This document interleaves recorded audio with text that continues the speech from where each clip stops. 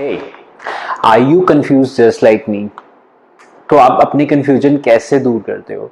कैसे पता करते हो कि इन दोनों में से कोई भी दो तीन प्रोडक्ट्स में से कौन सा प्रोडक्ट ज़्यादा हेल्दी होगा और कौन सा प्रोडक्ट आपको लेना चाहिए? One simplest way is to read the nutrition label, पर उसके लिए हमें न्यूट्रिशन लेबल पढ़ना अच्छे से आना चाहिए। सिर्फ कैलोरी चेक करना इनफ नहीं है, हमें बहुत सी ट्रिक्स होती हैं जो कि मैन्युफैक्चरर्स यूज़ करता है एक प्रोडक्ट को छुपाने के लिए या एक प्रोडक्ट को हेल्दी दिखाने के लिए। Let's start from these two products. मेरे पास एक बैग ऑफ लेज है, एक बैग ऑफ नाचोस है।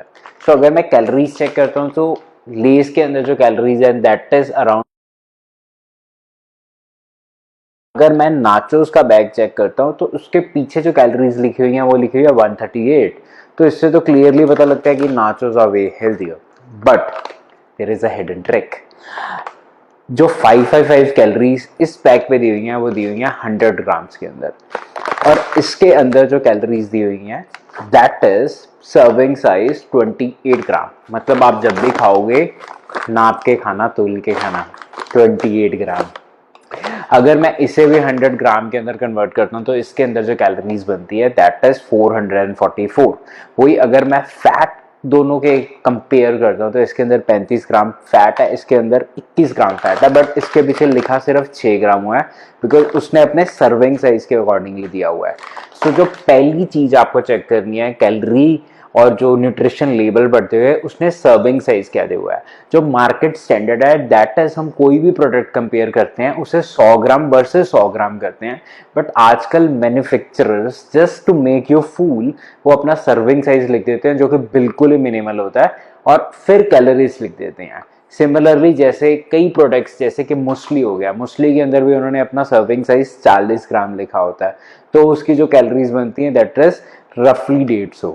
बट अगर कोई भी मेरे जैसा आपके जैसा इंसान नॉर्मल बंदा कभी भी उसे वे करके उसे तोल के तो नहीं खाता, जितनी हमें भूख है हम उतना खाते हैं, तो एकदम से जस्टिफाई करना उसके अंदर कितनी कैलोरीज है that is very tricky. So make sure आप कभी भी अगर चेक कर रहे हो सारे न्यूट्रिएंट्स उसके, तो पोर्शन साइज डेफिनेटली पहली चीज चेक करो। पोर्शन साइज के बाद जो सेकेंड चीज हमारी आती है that is actually calories.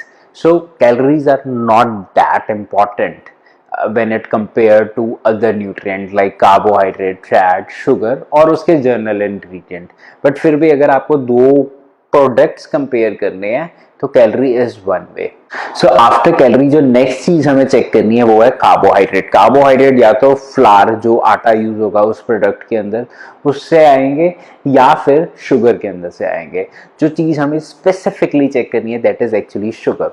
We need to make sure कि जो शुगर हो, जो आप पोर्शन ले रहे हो किसी भी स्नैक का, वो 5 से 8 ग्राम से ज़्यादा नहीं होनी चाहिए। अगर वो इससे ज़्यादा होती है that means it's really unhealthy. Sugar के बाद जो नेक्स्ट चीज आप चेक करोगे दैट इज एक्चुअली प्रोटीन।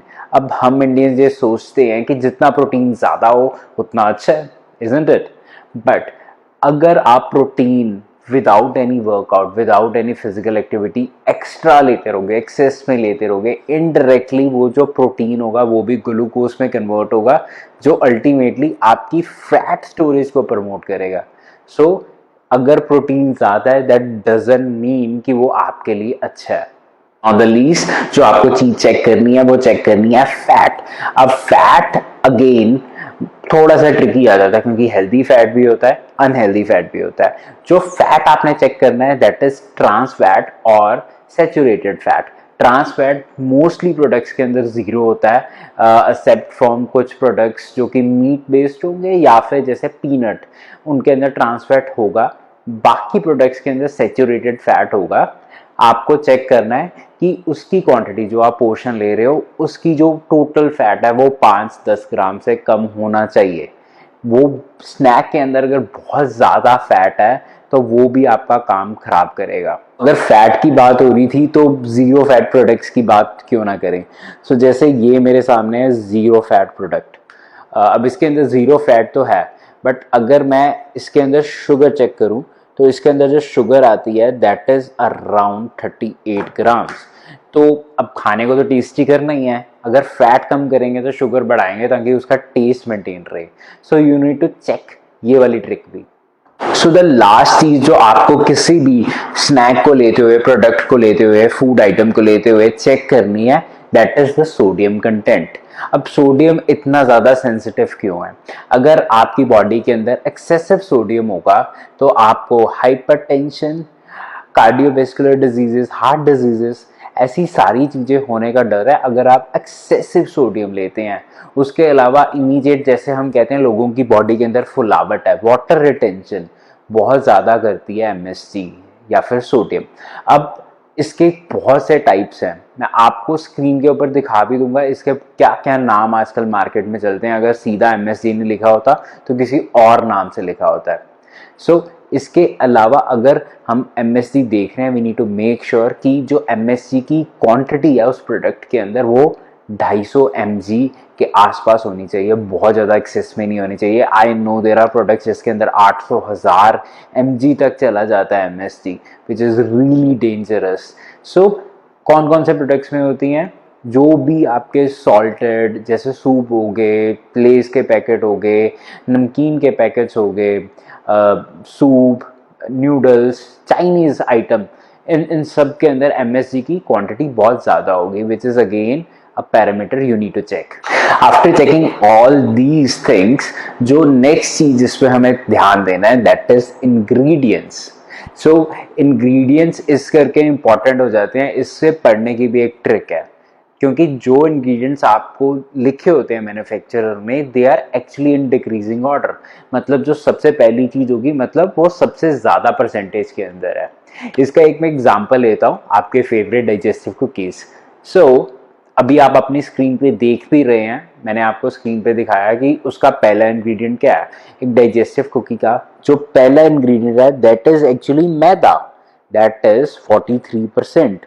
और जो सेकंड कंपोनेंट है उसका, which is very dangerous, vegetable oil, वो भी पाम ऑयल स्पेसिफिकली यूज करते हैं मोस्ट मैन्युफैक्चरर्स।